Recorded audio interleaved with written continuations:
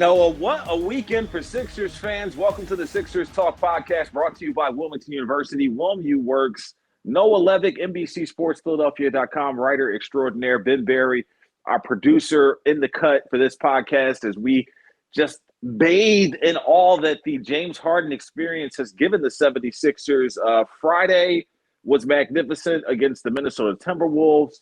Sunday was a revelation against the New York Knicks, who the Sixers face on Wednesday. We'll get into just how exciting that game will be. But I think the place to start, Noah, as we are just immersed in this James Harden experience, is suddenly we have this new trio of Joel, James Harden, and Tyrese Maxey. And I want to start things off with this crazy stat that I bumped into just a short while ago from ESPN Stats and Info. A great follow if you don't follow it. But Joel Embiid, James Harden, and Tyrese Maxey have combined for 176 points in their first two games together.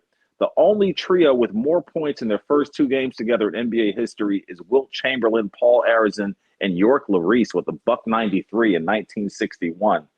Okay. Man, Noah, what's your impression as you hear that and as you think back to these first two games of the Harden experience?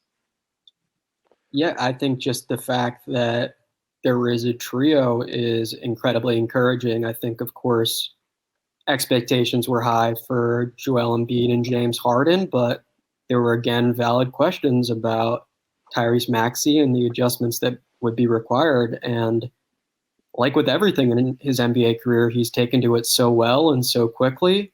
And I think in particular, him thriving in transition has been a ton of fun to watch. I think an indelible image from this season will be that celebration yesterday after the N1 layup, and he's pounding on the garden floor with that classic Tyrese Maxey wide smile. So he's loving life right now. He's scoring points. He's doing so efficiently, and he's part of a trio at 21 years old. So yeah, I think if he can sustain that and the Sixers can continue to be dangerous in transition, that is a great sign for this team, given that the half-court offense obviously just has so many more options and so many more weapons right now at its disposal.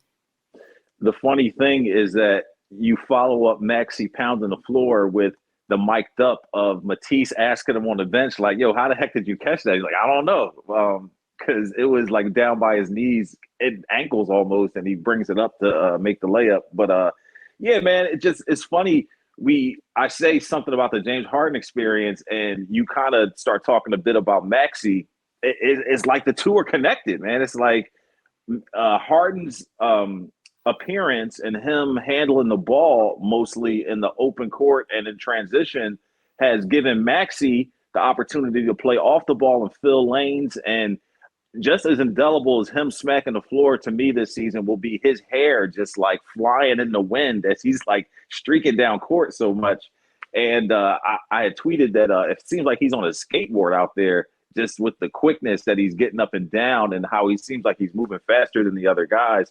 And you got to really, so much is said about, playing at this level and the competitiveness and things like that. But immediately, Joel, Harden, and Tyrese seem to have taken to each other with the competitiveness that comes with pushing each other and wanting, to be your best, which was something that was missing in the relationship with Ben Simmons in a certain aspect. And it is just refreshing to see how they've just come together and really just taken to each other. And you just go out there and play basketball. They're just out there playing basketball, and it's just so pretty to watch.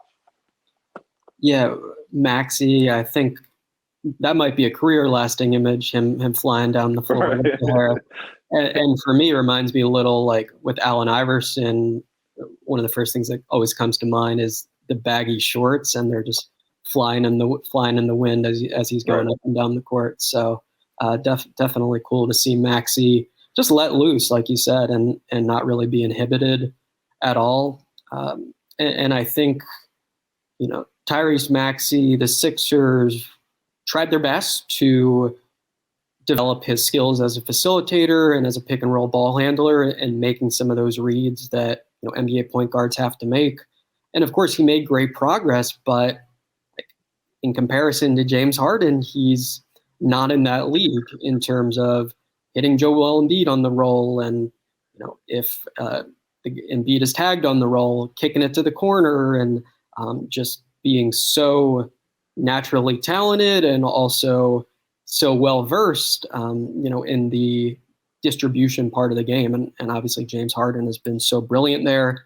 And he's made his teammates better in many ways, which I think is tremendous for a player who hadn't played in several weeks, and you wondered how much rust he would have to shake off and what things, might take a while to develop. And he looks like this, not really knowing much of the Sixers offense and not having played basketball in a long time, but he just knows how to play at a higher level than most people who play this sport. I want to get into something you just said, but I think without even me saying it, James talking to Cassidy Hubbard after the Knicks win sums up exactly the things you were saying. And he was speaking to Cassidy just about, his body and the fact that, I know my body and I'm out here to play basketball and do what I love and to help make my teammates better. And in essence, he was, dispelling what the naysayers and people's perception of him as opposed to the reality of him still being ultra elite, still having this ridiculous bag. And, I actually stopped and rewound it a little bit. I went and rewatched the third quarter against the Timberwolves, and I stopped and rewound it a bit when he actually teed up one of his step backs. And it's just such an unorthodox move that he must have taught it to himself, or where did he exactly get the notion to do that fake pass and then retreat type of move? It's very unique to him.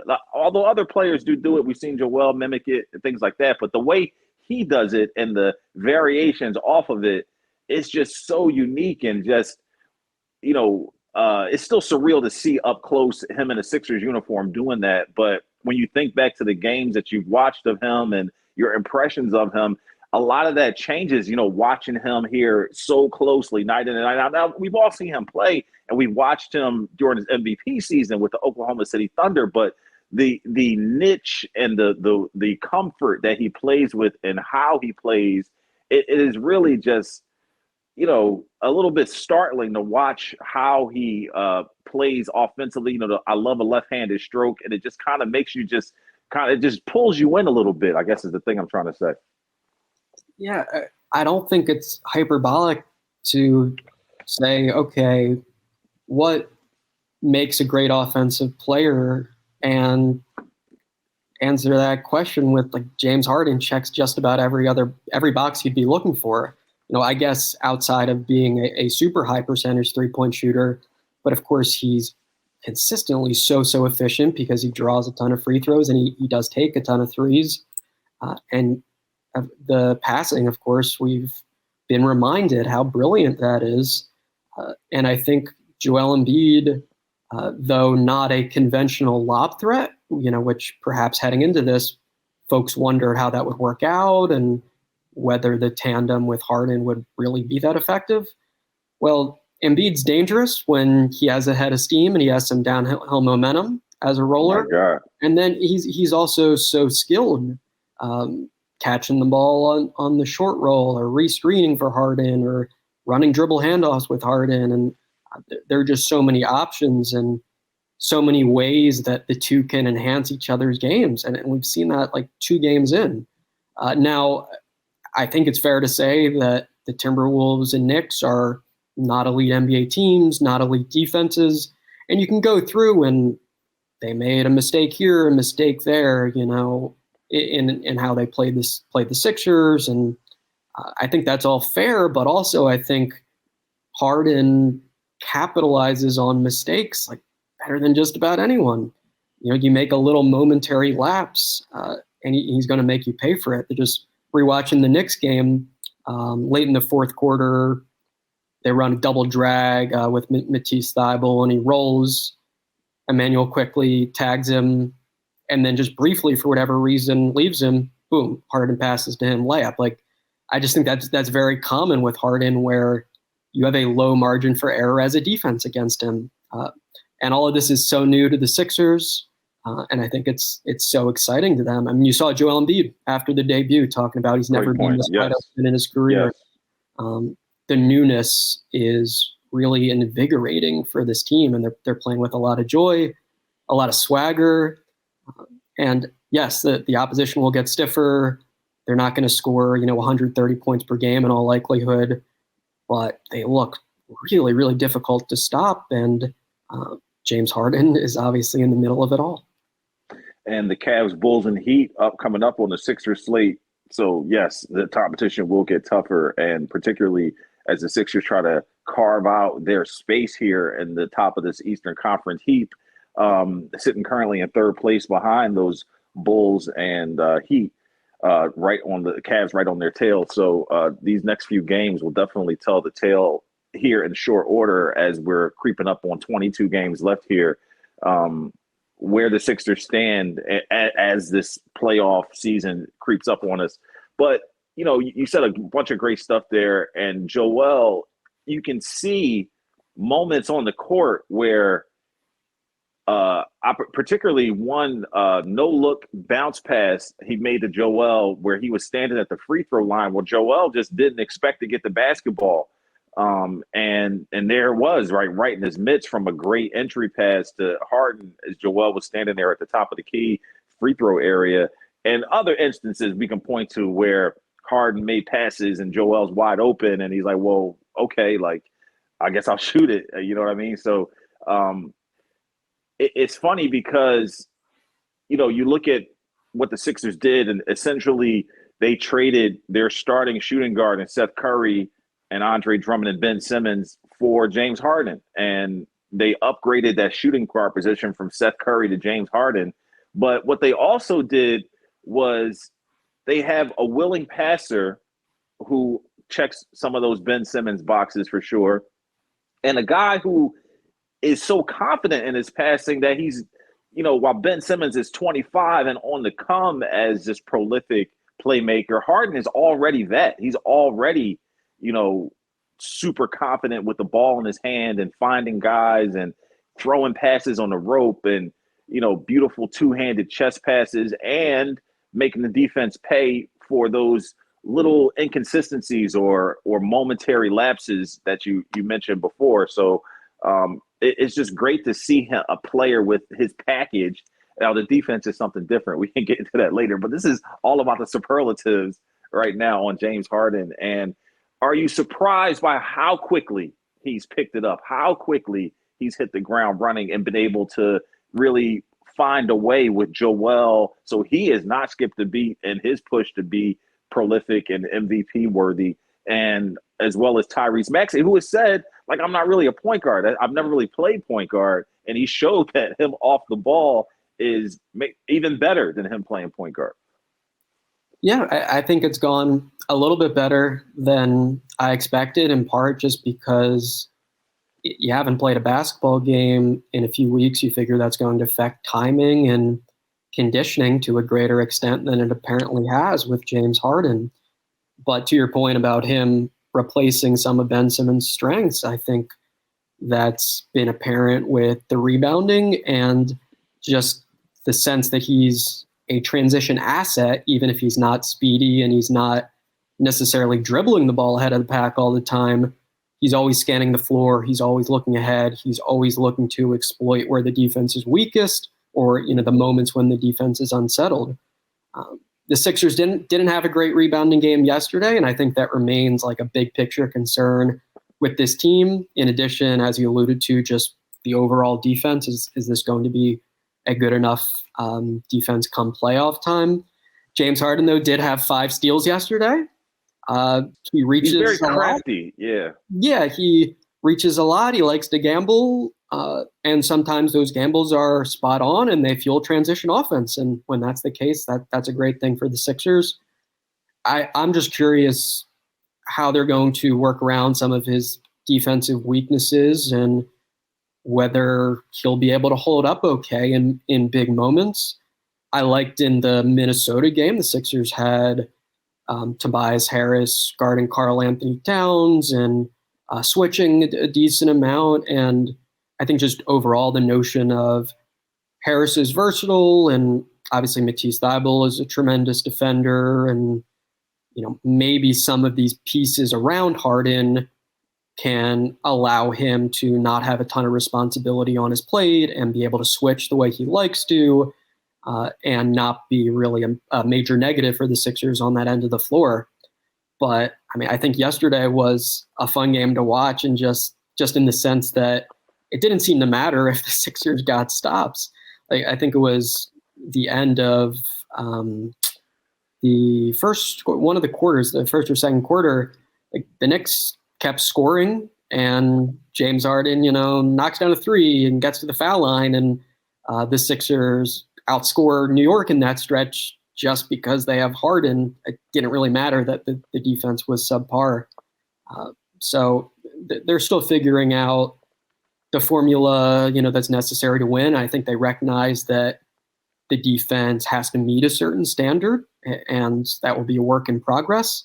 But of course, the early results with the offense are tremendous. And as you said, Harden has just adjusted to everything so well, so quickly. Yeah, you see him, high-fiving guys. You see him picking guys up off the floor. You see him being vocal and correcting guys' mistakes even before he started playing games. We talk about the Niang comment in the past of James telling him, you're here to shoot threes. Like, shoot threes. You should be trying to shoot like 10 of those a game. And there was a moment when they got an offensive rebound, and in the Knicks game, and Furkan Korkmaz, when James threw it to him, shot a deep three that was really unnecessary. And immediately you saw James like, yo, bro, like, step closer to the line. You don't have to do that. And you see those vocal things, as well as James just being a playmaker. Defensively, there was a couple of moments where they screened Harden's man and got him switched on to Julius Randle. I think it was like 2 fouls happened on that. So it just – a team that might exploit that more, you could see an issue there. Particularly James, on the one-on-one isn't as effective as he is in the group defensive setting. But it's really interesting to see how, like you said, it seems like whatever happens on the defensive end, it's just he's out and ready to run on the offensive end, and then make them pay with the three, get to the free throw line, kind of kill some of the momentum that way. And regardless of the defensive deficiencies, the offensive success is just so much and so refreshing for the 76ers team. I mean, yeah, they had Jimmy Butler for a season. But who could you point to that has been a perimeter threat and shot creator? Okay, yeah, you could say Allen Iverson, but outside of Iverson and Butler, who has had this type of package that James Harden has, that Sixers fans have been begging for? And is there a player you can think of, like Andrew Toney? Like, who are you going to say, that has a package like James Harden, on the offensive end? Andrew Toney's not a bad name based on the tape I've watched there, but no, I think James Harden, just like in NBA history, is a unique player. Right. That he is an elite passer, and he's an elite scorer, and he's so efficient and crafty at every single part of offense. Again, this is not to say he's a perfect player or that he's without flaws, but I just think that's like not an unfair classification or an exaggerated classification of his game. With the defense, I mean, I think you bring up a fair point, but I will just also note, like, that's been a common strategy to try to get Harden switched on to certain guys. And when that's the case with bigger players in the post, he actually tends to hold up pretty well. I think Mark Jones noted on the ESPN broadcast that a couple of years ago, he was one of the league's best in terms of defense on post-ups and when he switched on to bigger players. And I think teams tend to underestimate how sturdy he is physically and his ability to cope with physicality on the defensive end. But yeah, like asking him to defend in space, we've already seen he's happy to reach and he's happy to leave things to the second line of the defense. So just try to minimize the situations where he actually has to do that, of course, is the ultimate goal. And just hope the effort is there consistently in games that matter. And I think we've seen he's motivated to win a championship with this team. He loves playing with Joel Embiid. This is where he wants to be. He's back with this guy, Daryl Morey. There's a lot suggesting that James Harden's effort will be excellent in important games. And it looks like the Sixers are going to have quite a few big games in a few months. Speaking of that national broadcast on Sunday with the Knicks game, Doris Burke was trying to refute the idea that Joel Embiid, and she brought up a great point, and I'm a big DB fan. I actually bumped into her in the Whole Foods up here in Ardmore one day, and she was super cool. But incognito she kind of had a hat on and glasses. It was kind of trying to be, I think she lives around here, but she was trying to be, subtle, but was very gracious with her time when she and I were chatting. But she brought up the point that people who, and us included, have mentioned Joel being more of a popper than a roller. And I think the tape holds up to that Joel hasn't really been a great roller in the past in pick and rolls with Ben Simmons or other guys. But she said, you know what? He can do whatever he wants on the basketball court. And I thought that was also a valid point that, maybe, the tape, I think, really holds up to him not being a guy who rolls really well to the basket as compared to like Dwight Howard or other people who have been here. But I think her point that he can really do and adapt to and change and modify his game to whatever is going on out there on the court, I thought that was a pretty valid point. Did you pick up on that, or do you have any thoughts on that, Noah? Yeah, watching these two games again, I think that's what stood out to me the most, that it is now worthwhile for Joel Embiid to roll hard to the rim, where honestly just that wasn't true in the past. Right.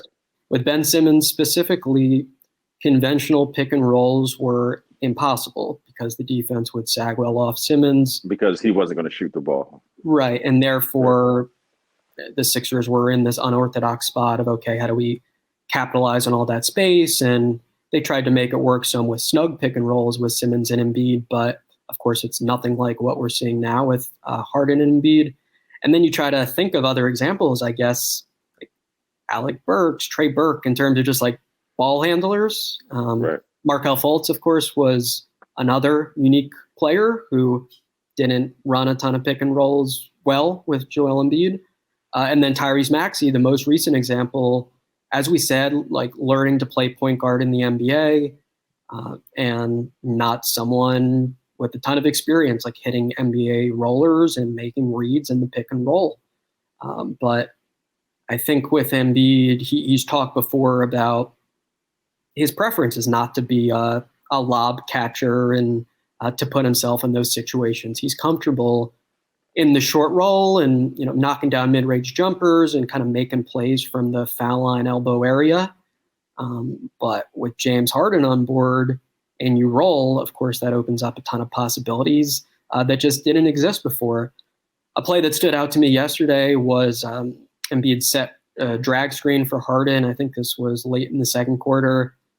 And Harden goes left, and it looks like he has some space, but he sort of pauses the dribble for a second, allows Embiid to roll a little closer, and then just whips a pass in there in between two defenders, and it's an and one layup for Joel Embiid. So I think, of course, like Tyrese Maxey, he's willing to hit Joel Embiid on the roll. He wants to make his teammates happy and do whatever's good for the team, but the nuanced skill level just isn't there because few players are comparable to James Harden in that command of timing and pace and reading the help defenders and manipulating the defense with your eyes. And like, there's a lot that goes into being a great pick and roll player. And I think, like, historically, Joel Embiid's played with a lot of average or not great pick and roll players. So it's a welcome contrast. And the game isn't that hard, man. I mean, you know, I bring up the point about, James being in the fold and the Sixers not having a player like him in the past, and who can you compare him to. And even, even if you take away all of the amazingness, just a guy who can shoot the three, can handle the basketball, and, set guys up. Like, there are people who can do that across the league. They just haven't worn Sixers jerseys. And to have a guy like that is pretty dynamic, and it makes the game look easier. It makes it look easy. It's easier for the other guys on the floor. One player who it has not been quite as easy for is Tobias Harris.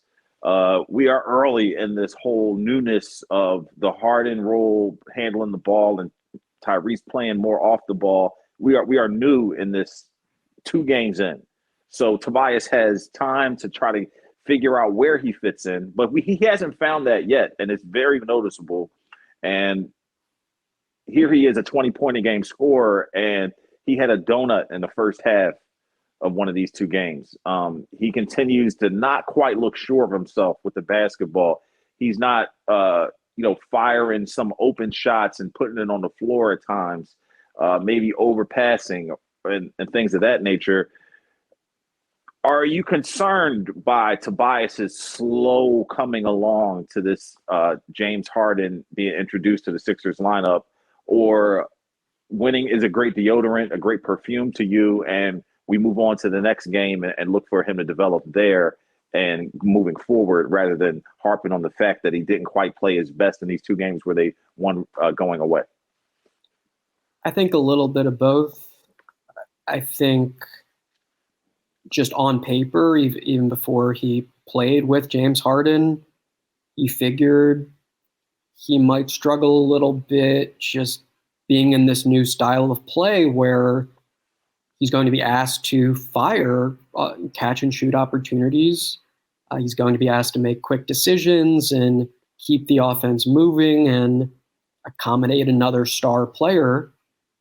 And that hasn't gone so well through 2 games.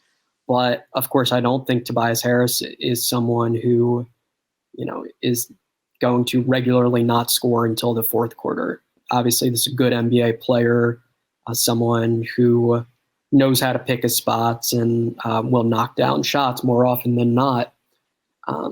But I think clearly there's a lack of comfort here, and it's juxtaposed with the extremely high level of comfort we've seen from Embiid and Tyrese Maxey. So I imagine he'll figure it out a bit, but I think it's fair to have some lingering concerns about just the overall fit and where exactly he is in this picture. Of course, the Sixers have tried to do these duos with, Harden and Harris and Embiid and Maxey. And maybe Doc Rivers will at some point shuffle that if Tobias Harris continues to have trouble with this adjustment. But as you said, I think for now, they're scoring a ton of points. Tobias Harris is at least valuable, like I said, with the defensive versatility to some degree. And you probably have faith that he'll have a bounce back game at some point soon, but not at all an encouraging start for him. Let's say they go through this stretch of the Cavs, Bulls, and Heat, and it seems to be more of the same. It's not quite the Tobias that we used to see. It's not, a guy who's scoring 19, 20 points a game, and it's definitely not quite working. Are you liking what you've seen from George Niang enough to put him in the starting lineup, possibly to try to shake things up at the 4 position? I think for me that would be matchup dependent, and it would also depend just where Doc Rivers falls on the question of, like, does he want to try Tobias Harris as part of another duo? Does he want to go Harrison Embiid or Harrison Maxey or something else?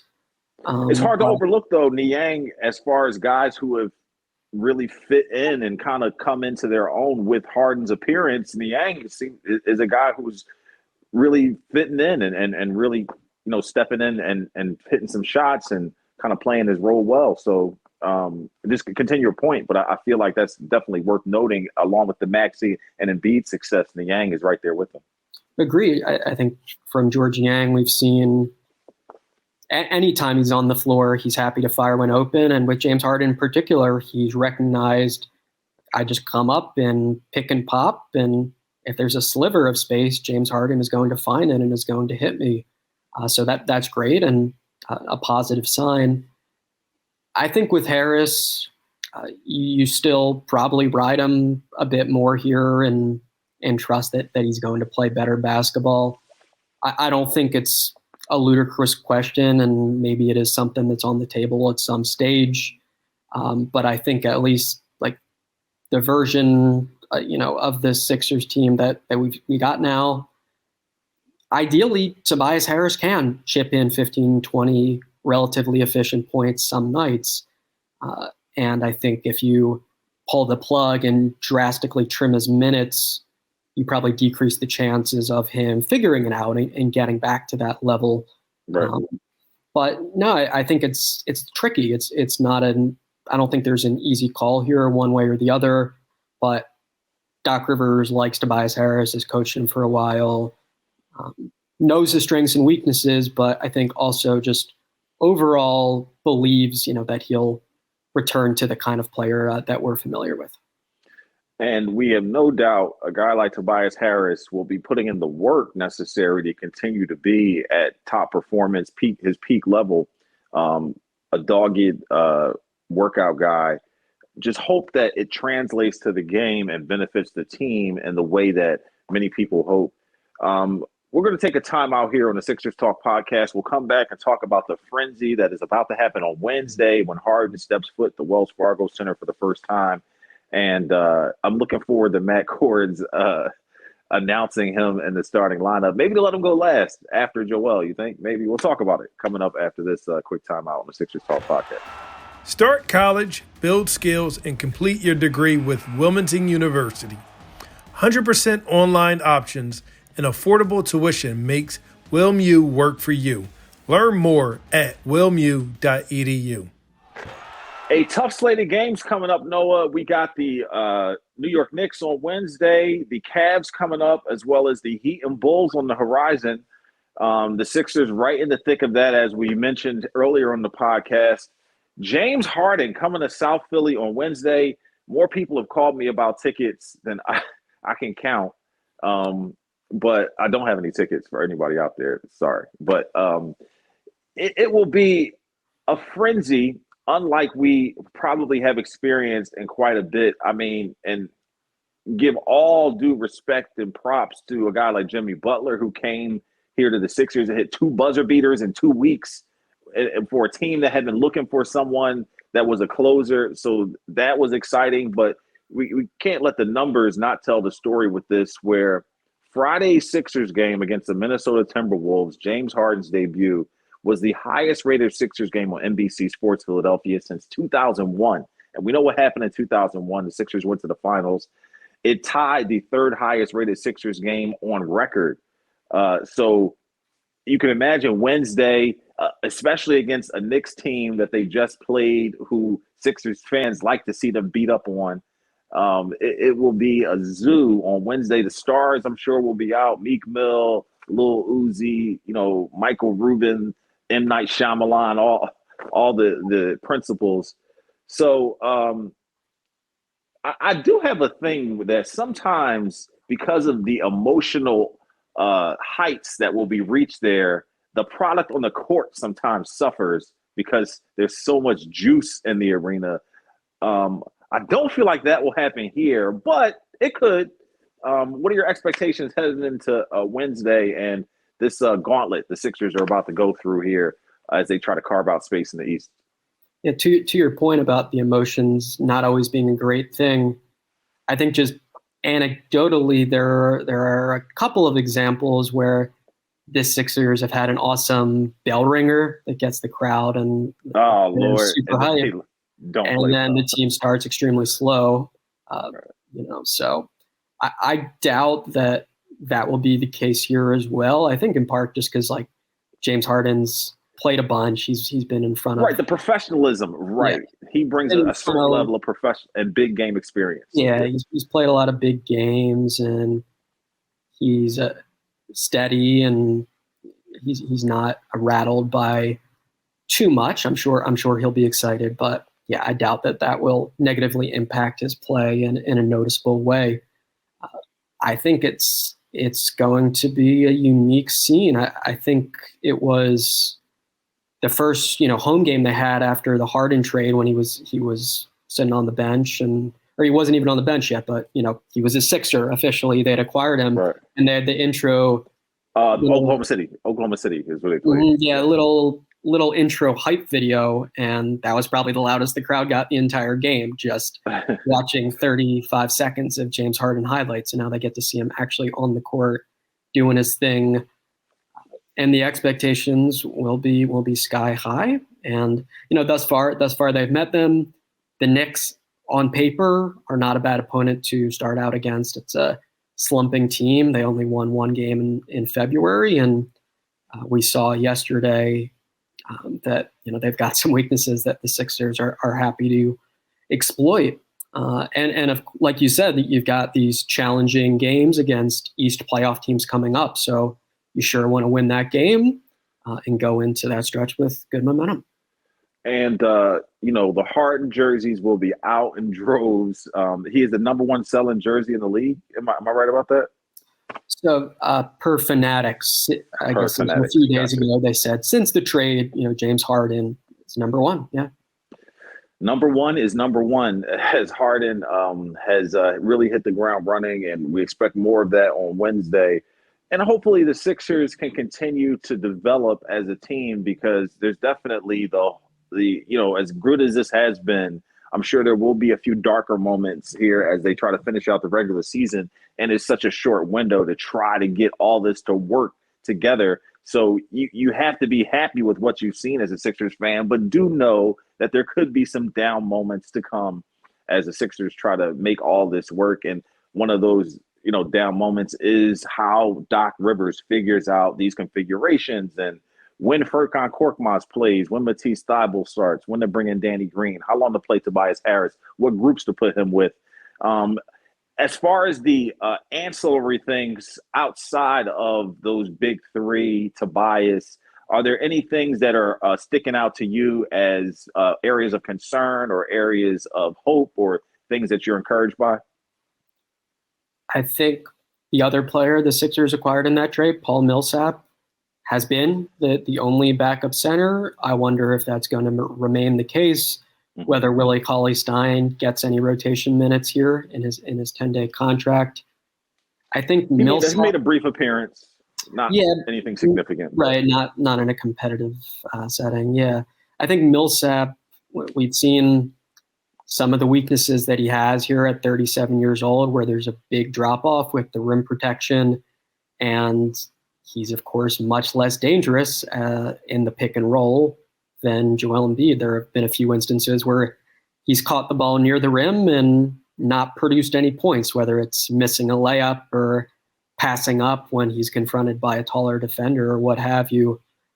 Still brings some positive qualities to the table, and, of course, has ample experience, but I'm not sure whether he is the answer at backup center, whether Daryl Morey and the Sixers have something else up their sleeve, or whether they will explore some of these alternative options here in terms of Cauley-Stein, Paul Reed, etc. So I think that remains an open question. And then you mentioned Furkan Korkmaz. He hasn't been good. I think the bench in general hasn't been great the past two games, and the Sixers have been a top-heavy team. Nothing wrong with that. Isn't prohibitive of playoff success, especially when your big three are scoring almost 90 points a night. But I think in the long term, you'd like better production from the bench. And as you said, just figure out some of these answers.